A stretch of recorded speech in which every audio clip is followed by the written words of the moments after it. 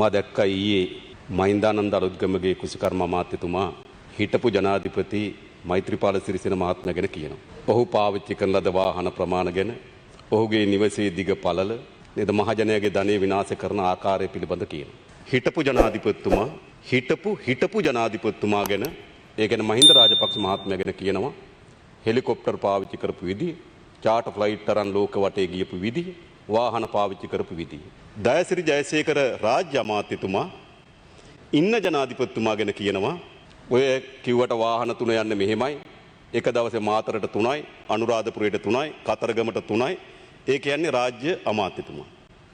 ඉතින් මං හිතන්නේ මේ පාර්ලිමේන්තුවේ අපි පස්සකට වෙලා තමුන්නාන්සේලාගේ විවාද දිහා බලාගෙන හිටියොත් අපිට තේරුම් ගන්න පුළුවන් මේ රටට මොකද්ද සිද්ධ වෙලා තිබෙන්නේ කියලා. ඒ වගේම එකිනෙකා පොදු සම්මුතියකට එනවා. මේ කසල ගොඩ තව තව පතුලට හැරුවොත් තව තව ගඳ ගහන්න පුළුවන් කියලා. ඒ නිසා මං හිතන්නේ වඩාත් හොඳ මහින්දානන්ද අලුත්ගමගේ ඇමතිතුමත්, හිටපු ජනාධිපති මෛත්‍රීපාල සිරිසේන ජනාධිපතිතුමත්, ඒ වගේම දයාසිරි ජයසේකර රාජ්‍ය අමාත්‍යතුමත් ඉතින් මේ කසලගොඩ වසා දැමීමේ පොදු සම්මුතියකට එයි කියලා තමයි මම හිතන්නේ. මොකද ඔය කසලගොඩ නම් අවුස්සන්නේ නැහැ. ඒ නිසා ඕක වසා දැමීමේ පොදු සම්මුතියක් තමයි අපිට නම් අනාගතේ දකින්න පුළුවන්කම තිබෙන්නේ. මොකද ඕක පතුලට අවුස්සන්න බොහෝ දේ එළියට එන්න පුළුවන්. ඒ නිසා ඇත්තටම අපි කැමති ඒක අවුස්සනවා. අපි පස්සකට වී බලා සිටින්න. ඊළඟ තමයි මම හිතනවා මේ අද මේ අමාත්‍යාංශ කීපයක් තිබුණත් මා වැඩිපුර අවධානය යොමු කරන්නේ කුසිකර්ම අමාත්‍යාංශ පිළිබඳව. මොකද මේ කෙටි කාලය ඇතුළත විනාශයට භාජනය කරන ලද, විකාර රූපී නාඩගම් ඉදිරිපත් කරන ලද, විකෘති වූ ක්‍රියාදාමයන් රැසක් මේ කුසිකර්ම අමාත්‍යාංශයේ සිදු වී තිබෙනවා. මා දැක්ක එක മന്ത്രിවරයෙක් කලින් කතා කරලා කිව්වා ජනතා විමුක්ති පෙරමුණ කාබනික සංකල්පය ගැන ඉන්න. ඕව අපි කාබනික සංකල්පය ගැන ඉන්න. කාබනික සංකල්පයක නිතා යහපත් අපේ ස්වභාවික කුසිකර්මාන්තයත් එක්ක බද්ධ වී ඉදිරියට එන ගමන. සංකල්ප නෙමෙයි ප්‍රශ්නේ. එම සංකල්පය ක්‍රියාත්මක කිරීම සඳහා ගනු ලැබූ අතාර්කික, අඥාන, හිතුවක්කාරී, උද්දච්ච ක්‍රියාදාමය විසින් මේ විකෘතිය සහ මේ විනාශය සිදු වී තිබෙනවා. ඒ විතරක් නෙවෙයි. ඒක ඇති තරම් අපි මේ විනාශය ගැන කතා කරලා තියෙනවා. මම හිතන්නේ තවත් ඒක ගැන කතා කිරීමේ පළක් නැහැ. ඒක අපි දන්නවද? හැබැයි අවසන් ප්‍රතිඵලය මොකද්ද? පහුගිය මේ මාසේ 6 වෙනිදා ගැසට් නිවේදනයක් නිකුත් කරනවා. කුසිකර්මාන්තයේ සඳහා සියලු යෙදවුම් නතර කරන්න. රසායනික පොහොර, පලිබෝධනාශක ඇතුළු සියලු යෙදවුම්. එතකොට ටික දවසක් ගිහිල්ලා පලිබෝධනාශක ඇතුළු කුසි රසායන යෙදවුම් ඉවත් කරන්න තමුන්නාන්සලා තීන්දුවක් ගන්න. ආයෙ ටික දවසක් ගිහිල්ලා තේ, රබර්, පොල් ඇතුළු ඒවට යූරියා නිකුත් කරන තීරණයක් ගන්න. ආයෙ ටික දවසක් ගිහිල්ලා නේද පහුගියදා මම දැක්ක යූරියාත් ගේන්න පුළුවන් හැබැයි පෞද්ගලික අංශෙට. හැබැයි තමුන්නාන්සලා කිව්වේ මොකද්ද? මේ පෞද්ගලික අංශ සතු විශාල පොහොර මාෆියා එකක් තිබෙනවා. ඒ මාෆියා එක තමයි මේකට සල්ලි වියදම් කරන්නේ මේකට එරෙහිව කියලා. කවුරු සල්ලි ගන්නවද මා දන්නේ නැහැ. ඔබතුමා දන්නවා. මම මීට කලිනුත් කියලා තිබෙනවා. ඔය කිසිදු සමාගම සමග සබඳතාවයක් හෝ මුදල් මිලදී ගැනීමක් හෝ අපිව කරන්න බැරි බව ඔබතුමා දන්නවා. ඒක පිළිබඳව විවාද තියාගන්න ඕනේ නැහැ. ඒක පොදු සම්මුතියින්, පොදු රීතීන් ඒවා. හරිද? ඒවට යට කරන්න පුළුවන් ව්‍යාපාරයක් නෙවෙයි අපි බව ඔබතුමාත් දන්නවා. හැබැයි අවසානයේ තමුන්නාන්සලා තීන්දුව ගන්න මොකද්ද? පෞද්ගලික අංශය සඳහා යූරියා ගේන්න. එතකොට දැන් අවසානයේ සිදු වී තිබෙනවා පෞද්ගලික අංශය යූරියා ගේනවා, ආණ්ඩුවෙන් කාබනික බෙදනවා. ඕකනේ වෙන්නේ. හැබැයි මේ දෙක තරඟයට ගොවිපලට ගියොත් ගොවි ජනතාව ගන්නෙ මොනවද? යූරියා. ඒකයි ස්වභාවය. හරිද? අවසානයේ සිදු වී තිබෙන දේ තමයි තමුන්නාන්සලා ජනාධිපති ඡන්දයේදී දෙන ලද පොහොර සාන ආධාරය. කියන පොහොර නොමිලේ දෙනවා කියන සංකල්පය ඉවත් කර ගැනීම සඳහා මෙච්චර නාඩගමක් නැටුවාද කියන සැකය පවා ජනිත වෙනවා. අවසන් ප්‍රතිඵලයේ ගොවි ජනතාවට සල්ලි වලට පොහොර ගන්නවා. පොහොර මිටියක් තමුන්නාන්සේ දන්නවා. සමහර විශාල මහා පරිමාණයෙන් ගොවිතැන් කරන ගොවින් ගාව වගේම සමහර සමාගම් ගාව පොහොර තියෙනවා. දැන් මෙහෙම අහකන්නේ තමුන්නාන්සේ කියන හෙක්ටයාර් ලක්ෂ 8ක් වගා කරන්න සැලසුම් කරලා තිබුණා. 6,25,000ක් වගා කරලා තිබෙනවා. හැබැයි මේ 6,25,000න් බහුතරයක් අදත් පාවිච්චි කරන්නේ රසායනික පොහොර. මොකද මහා පරිමාණ ගොවින් ගාව පොහොර තිබුණා. ඔවුන් සාමාන්‍යයෙන් රජයෙන් දෙන පොහොර සහනාධාර පොහොර පරක් වෙන නිසා ඔවුන් ආරම්භයේදී සල්ලි වලට ගහනවා. සහනාධාරයට දෙන පොහොර ඊළඟ කන්නට ගහනවා. ඊළඟ කන්නේ ඒ පොහොර ගහනවා, ඒ කන්නේ සහනාධාර පොහොර ඊළඟ කන්නේ ගහනවා. ඒ නිසා මේ වගාවන් වෙනුත් බහුතරයක් යූරියා යොදලා තිබෙන්නේ. මේක ඇත්ත. ඒ නිසා මේ කාබනික නෙමෙයි අවසානයේදී මේ තමුන්නාන්සේ කියන 6,25,000 බහුතරයක් වගා කරලා තිබෙන්නේ යූරියා යොදලා. මා දන්නවා. අපේ කුඹුරක් තිබෙනවා. අපි වගාව අත්තරිය. හැබැයි වෙන කෙනෙකුට වගා කරන්න දුන්නා. එයා ගාව යූරියා තියෙනවා. මේක ඇත්ත කතාව. හරිද? ඒ නිසා අන්තිමේට ගොවීන්ට සිද්ධ වුණ දේ තමයි විශාල ව්‍යාපාරිකයන්ට සමාගම් වලට මහ විශාල ලෙස කුඹුරු වගා කරන අයට තමන්ගේ කුඹුරු දෙන්න උනා වගා කරන්න. සාමාන්‍ය ගොවි ජනතාවට යූරියා මිටියක් රුපියල් 8,000ට 10,000ට ගන්න වෙලා තිබෙනවා. තමුන්නාස දන්නවා ඩෝල් සමාගමට දෙනවා පොහොර. ඩෝල් සමාගමට කෙහෙල් වගා කරන්න පොහොර දෙනවා. ඒකෙන් පොහොර එළියට එනවා. ඒවාද විකුණන්නේ තිස්ස මහරාමි. චමන් රාජපක්ෂ වාරි මාර්ග ඇමතුම හොයලා බලන්න. තිස්ස මහරාමයට අද ඩෝල් සමාගමේ පොහොර එනවා මිටි 8,500යි. මොකද සිද්ධ වෙලා තිබෙන්නේ? අන්තිමේට ඇත්තටම සමාගම් වලට දොරටු විවෘත කරලා සමාගම් වල වලලට අහුවෙලා තියෙන තමුන්නාන්සේලා ලක් පොහොර එකත් කොමර්ෂල් පොහොර එකත් පොහොර ගේන එක මුළුමනින්ම නතර කරලා පෞද්ගලික අංශයකට පැවරීම හරහා ඒ පෞද්ගලික අංශ මාෆියාවක් නම් ඒ මාෆියාවේ ඒජන්තය බවට තමයි අවසානයේ තමුන්නාන්සේලා පත් වෙලා තිබෙන්නේ. ඒ නිසා මේ ක්‍රියාවලියම අසාර්ථක වී තිබෙනවා. හැබැයි මේ ක්‍රියාවලිය අසාර්ථක වුණාට තමුන්නාන්සේලගේ ව්‍යාපෘති සාර්ථක වෙලා තිබෙනවා. ඒ අනුව තමයි තමුන්නාන්සේ කැබිනට් පත්‍රිකාවක් දානවා මෙට්‍රික් ටොන් 96,000ක් චීනයේ කින්ඩාවෝ සමාගමින් 10%ක නයිට්‍රජන් තියෙන පොහොර ආනයනය කිරීම සඳහා මෙට්‍රික් ටොන් එකක් ඩොලර් 446ට තමුන්නාන්සේ කැබිනට් පත්‍රිකාවක් දානවා. ඒ කැබිනට් පත්‍රිකාව අනුව තමයි එක නැවක් ආව මෙට්‍රික් ටොන් 20000ක. ඒතරේ නැවේ සාම්පල් පරීක්ෂා කරාට පසුව අපේ සාක නිරෝධායන සේවය ඉතාමත් වැදගත් සේවයක්. අපිට ඉතාමත් වටිනාකම් විශාල ප්‍රමාණයක් දායාද කරන ලද සේවයක්. අපේ රටේ දූපතක් ලෙස විශාල ආක්‍රමණික සාක වලින් අපේ මව්බිම බේරා ගන්න ලද ආක්‍රමණික බැක්ටීරියා වලින් අපේ රට බේරා ගන්න ලද විශාල සේවයක් කරන ලද සේවයක් තමයි නිරෝධායන සේවය. මම හිතනවා කවුරු ආණ්ඩු කරත් ඒ නිරෝධායන සේවය සැලකිය යුතු ලෙස අපේ රට බහණ්ඩ ආනයනය කිරීමේදී අපේ මව්බිමත් අපේ ජෛව විවිධත්වයත් ආරක්ෂා කර ගැනීම වෙන විශාල කාර්යභාරයක් කරා. හැබැයි ඒක සාම්පල් ප්‍රතික්ෂේප කරා. හැබැයි ආරම්භයේදී කුස්කර්ම අමාත්‍යවරයා ගත්තේ සාක නිරෝධායන පැත්ත නෙවෙයි තමුන්නාන්සේ ගත්තේ කොම්පැනි පැත්ත. අරන් තමුන්නාන්සේ මාධ්‍ය සාකච්ඡාවක් තියලා කිව්වේ මොකද්ද?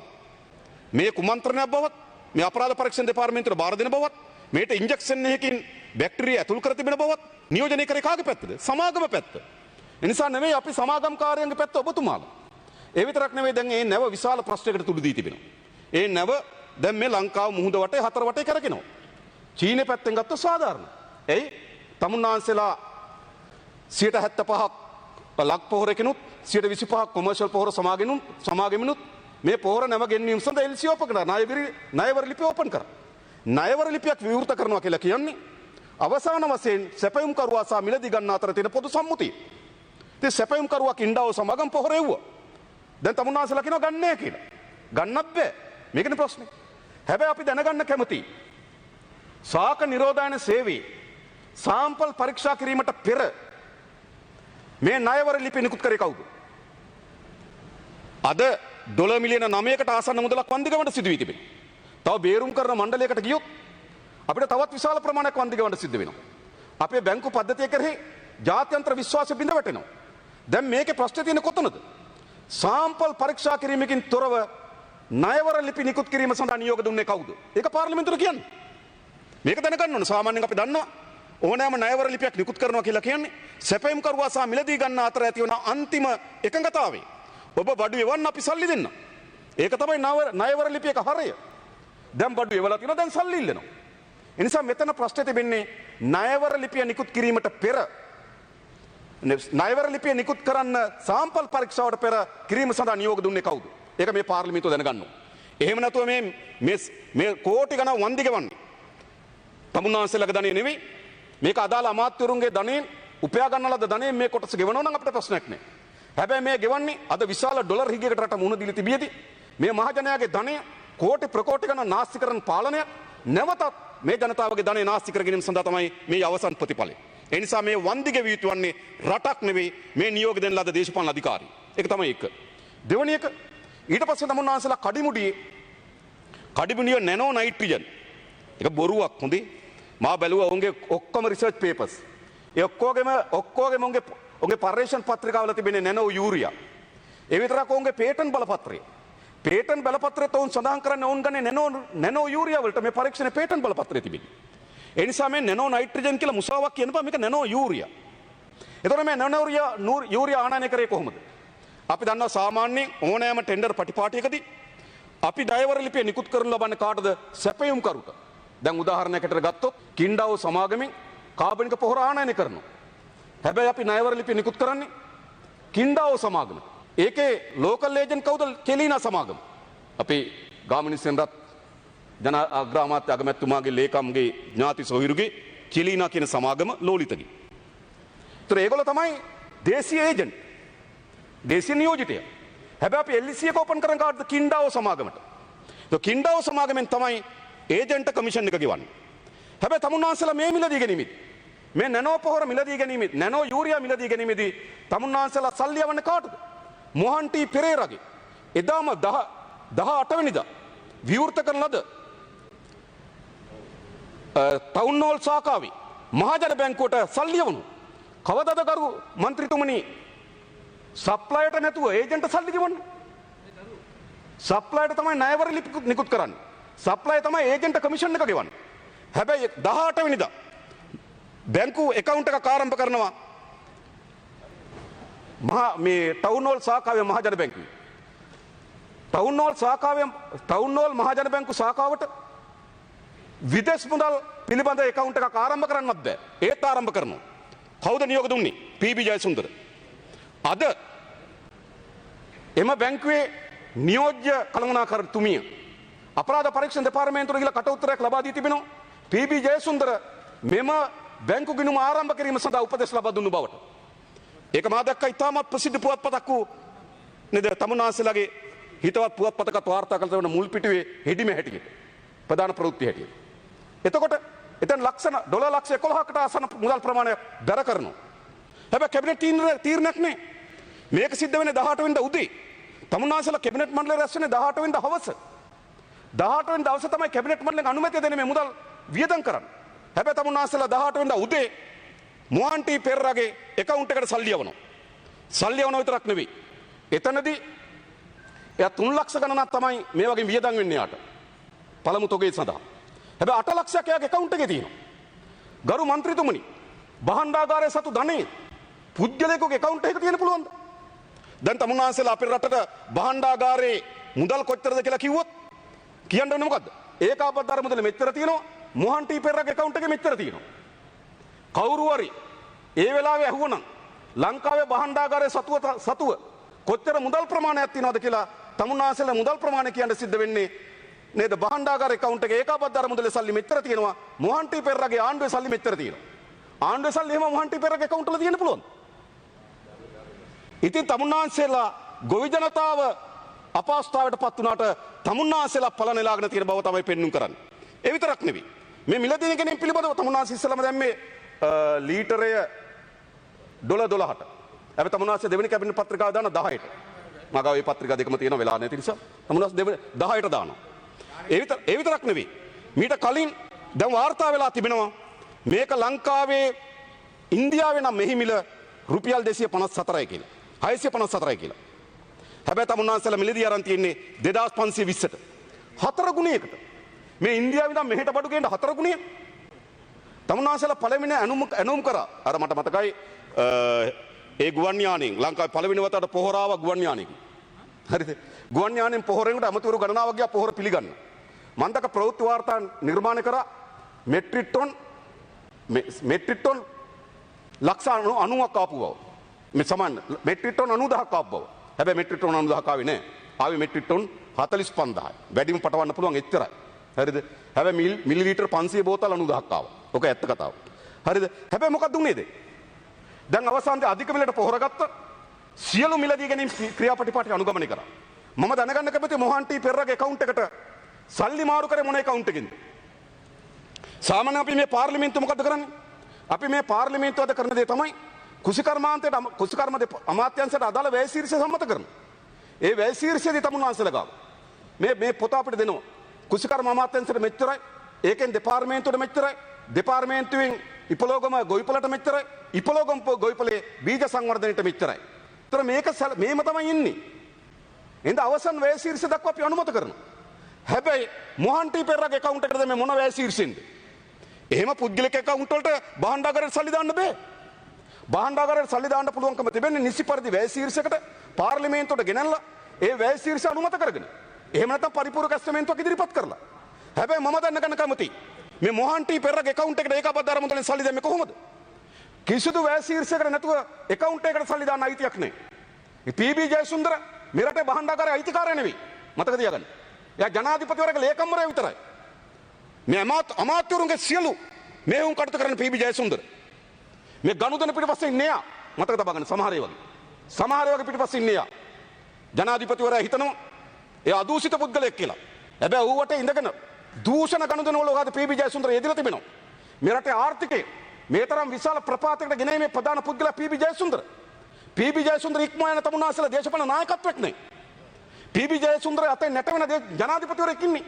පීබී ජයසුන්දර වරයාගේ නේ පීබී ජයසුන්දරගේ වමනා එපාකම් මත කටයුතු කරන අග්‍රාමාත්‍යවරයෙක් ඉන්නේ. ඇයි? තමුන්නාසලා ඉල්ලුවම සල්ලි දෙනවා. ඔච්චරයි. අගමැතිවරයා ඉල්ලුවොත් මේ ප්‍රොජෙක්ට් එකට සල්ලි දෙන්න කියලා කොහෙන් හරි වල සල්ලි දෙනවා. ක්‍රීඩා අමාත්‍යාංශ සල්ලි ඉල්ලුවොත් කොහෙන් හරි ඉල්ලලා සල්ලි දෙනවා. ඒ නිසා මේ පවුලකට සල්ලි දෙන එක තමයි පීබීගේ සුදුසුකම. මතක තියාගන්න. ඒගොල්ලෝ ඕනෑම ව්‍යාපෘතියකට සල්ලි ඉල්ලුවොත් සල්ලි දෙනවා. හැබැයි අනිත් ඒවා මොකද්ද වෙන්නේ කියලා බලන්නේවත් නේ. ඒ නිසා මේ ගනුදෙනු පිටපස්සේ ඉන්නවා. එයා කියන්න මහජන බැංකුවට කතා කරේ නැද්ද කියලා? මේ account එක අරින්න කියලා. දෙපාරක් කතා කරා මතක තබා ගන්න. මට ආරංචි විදිහට මහින්දානන්ද අලුත්ගමගේ ගරුතුමත් කතා කරලා තියෙන දවල් 12 නැත්තම් නෑ කියන්නේ. ඔබතුමත් කතා කරලා තියෙන account එක අරින්න කියලා. නැත්තම් නෑ කියන්නේ. නෑ නැත්නම් මොකද්ද මට තියෙන තොරතුරු. ඒ නිසා මා කියන්නේ මේ ගනුදෙනු. ඒ විතරක් නෙමෙයි. තමුන්නාන්සේ අවසාන වශයෙන් දිගටම ඉදිරිපත් කරමින් තිබුණා මේ පොහොරවල සිදුවන අහිතකර විස සහිත පොහොර අපේ රට ආනයනය කරනවා. ඒක පහුගිය විගණන වාර්තාවකෙත් තිබෙනවා. හැබැයි විගණන වාර්තාවට ආපු නැති ඒවා ටිකක් තියෙනවා මම ඔබතුමාට කියන්න. විශේෂයෙන්ම පහුගිය 2010 වෙනි මාසේ 8 වෙනිදා ප්‍රමිති ආයතනයේ සිද්ධිකා කියන මහත්මිය ඇය ලිපියක් නිකුත් කරන මොකද්ද? මෙට්‍රික් ටන් 18000 තිබ්බ TSP. ඒ TSP ප්‍රමිතියෙන් තොරයි. මෙට්‍රික් ටන් 18000 TSP ප්‍රමිතියෙන් තොරයි. මේ 2020 10 8 වෙනිදා තමයි මේ ලිපිය නිකුත් කරන්න සිද්ධිකා. 10යි 8 ඔබතුමා නෑ එතකොට. 10යි 8 වෙනිදා. එතකොට සිද්ධිකා කියන කවුද? එයා ඇවිල්ලා ශ්‍රී ලංකා ප්‍රමිති ආයතනයේ ඩිරෙක්ටර් ජෙනරල්. එයා මේ හැටියට කටයුතු කරනවා. එතුමිය ලිපියක් නිකුත් කරනවා මේ විස සහිත පොහොර ටික නිදහස් කරන්න කියලා. ඒ තීරණය අරන් තියෙන්නේ ජනාධිපතිවරයා තිරපු සාකච්ඡාවකදී. ජනාධිපතිවරයා හිටපු මම ඔබට කියන්නම් සමාවෙන්න. පීබී ජයසුන්දර හිටපු සාකච්ඡාවකදී. ජනාධිපති හිටිය අනිත් එකේ. පීබී ජයසුන්දර හිටපු සාකච්ඡාවකදී. මේ ලිපිය නිකුත් කරන්නේ මොකද්ද? පීබී ජයසුන්දර මහතාද නියෝජනය කළ සාකච්ඡාවකදී මේ විස සහිත පොහොර තොගේ නිකුත් කිරීම සඳහා තීන්දුවක් ගත්ත බව. ඒ අනුව ඒක ලියනවා ජාතික පොහොර ලේකම් කාර්යාලය අධ්‍යක්ෂකවරයාට. ජාතික පොහොර ලේකම් කාර්යාලයේ අධ්‍යක්ෂකවරයා ලංකා පොහොරයකට ලියනවා කසුන් මහතින්ද මහතා නේද? එතුමා ලියනවා ජෙනරල් මැනේජර්ට ලංකා පොහොරේ. ආපහු පීබී ලියුමක් එවනවා. එයා එහෙම තීන්දුවක් ගත්තේ නැහැ කියලා. හැබැයි සිද්ධිකා උපුටා දක්වන මේ විස සහිත TSP මෙට්‍රික් ටන් 18000 නිකුත් කිරීම සඳහා ප්‍රමිති ආයතනයේ ජෙනරාල්වරිය තීරණයක් ගන්නවා. ජනාධිපති ලේකම්වරයා හිටපු සාකච්ඡාවකදී.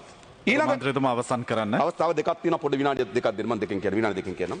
ඊළඟ තමයි ශ්‍රී ලංකා ප්‍රමිති ආයතන දේශීය ප්‍රමිතියට අනුකූල නොවන පොහොර සඳහා රුපියල් කෝටි 50ක් පමණ මුදලක් 2020 මහා කන්නේ සඳහා ගෙවීම.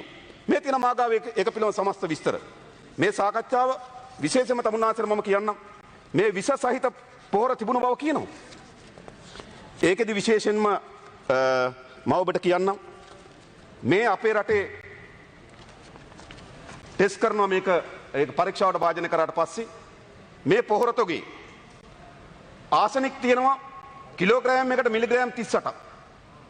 ලෙඩ් තියෙනවා කිලෝග්‍රෑම් එකකට මිලිග්‍රෑම් 49ක්. ඊළඟ තව බැරලෝහයක් තියෙනවා කිලෝග්‍රෑම් එකට මිලිග්‍රෑම් 50ක්. එතකොට මේක අපේ ප්‍රමිතියට තොරයි.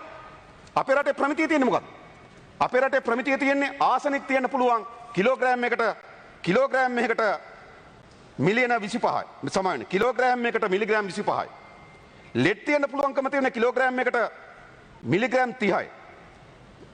ක්‍රෝමීන් තියෙන්න පුළුවන් කිලෝග්‍රෑම් එකට මිලිග්‍රෑම් 50යි. හැබැයි මේ පොහොර මේ වාර්තාව යනු ඊට වඩා වැඩි. ඒ නිසා මේක නිකුත් කරලා තිබ්බේ හැබැයි ජනාධිපතිවරයා හිටපු සාකච්ඡාවකදී 11 වෙනි මාසයේ 3 වෙනිදා 2020 අවුරුද්දේ 11 තමුන්නාසෙත් එතකොට මම හිතන්නේ කුසකර්මවති නෑ 11 වෙනි මාසයේ 3 වෙනිදා තමුන්නාසෙ නෑ. එතකොට අපේ රට ආසනික්, ඒ වගේම ලෙඩ්, ඒ වගේම ක්‍රෝමියම් ඉතාමත් බරපතල බැරලෝහ සහිත පොහොර නිකුත් කරගෙන සඳහා ජනාධිපතිවරයා නියෝග දෙනවා. දැන් කවුද මේ විස පොහොර ගේන්නේ? ඒ විතරක් නෙවෙයි. තව එකක් තියෙනවා තමුන්නාන්සේ තිබු සාකච්ඡාවේ. ඒ සාකච්ඡාවගේ විස සහිත පොහොර නිකුත් කිරීම සඳහා නියෝග ලබා දී තිබෙනවා. ඒ නිසා මොකද්ද වී තිබෙන්නේ? දැන් තමුන්නාන්සේ පහුගිය කාලේ දිගටම කිව්වේ කවුද? මේවා පිටිපස්සේ ඉන්න පොහොර මාෆියා, පොහොර ව්‍යාපාරිකයන්. සැබවින්ම ගරු මන්ත්‍රීතුමනි මේවා පිටිපස්සේ ඉන්න ආණ්ඩුව. ආණ්ඩුවේ ඇමතිවරු මේ විස සහිත පොහොර අපේ රට ආනයනය කිරීම සඳහා අවසර දුන්නා. ඒ සඳහා බලපත්‍ර දුන්නා. ඒ සඳහා නියෝග ලබා දෙනු තිබුණා. සමහර සාකච්ඡාවල මුලසුරුදෙරුවේ ජනාධිපතිවරයා, සමහර සාකච්ඡාවල මුලසුරුදෙරුවේ ජනාධිපති ලේකම් පී.බී. ජයසුන්දර. ඒ නිසා අන්තිමේට මේ පොහොර ව්‍යසනයේ කෙලවරුනේ. මේකට සම්බන්ධ වෙන අමතර ගණනාවකගේ මල්ල තර වෙලා, නිලධාරීන් ගණනාවකගේ මල්ල තර වෙලා. අනිත් පැත්තෙන් ගත්තොත් ජනතාවට වස සහිත පොහොර ගෙනල්ලා. ඔන්න තමුන්නාන්සලාගේ කාබනික විප්ලවයේ අවසන් ප්‍රතිඵලය. ඒ නිසා මා හිතනවා මේකෙන් අවසාන වශයෙන් සිදු වී තිබෙන දේ තමයි කාබනික සංකල්පය පිළිබඳ තිබුණු ඉතාමත් නිරවුල්, පැහැදිලි, විශ්වාසනීය අදහස සංකල්පය පවා තමුන්නාන්සලා දූෂණයට ලක් කරලා තිබෙනවා. ඒ නිසා කුෂිකර්ම ක්ෂේත්‍රයේ මේ ඇති වී තිබෙන විනාශය පිළිබඳ මීට වඩා වැඩියෙන් අපි දවසක සාකච්ඡා කරමු කියලා බලාපොරොත්තු වෙයි. මම නතර වෙන බොහොම ස්තුතියි ගරු මන්ත්‍රීතුමනි. බොහොම ස්තුතියි.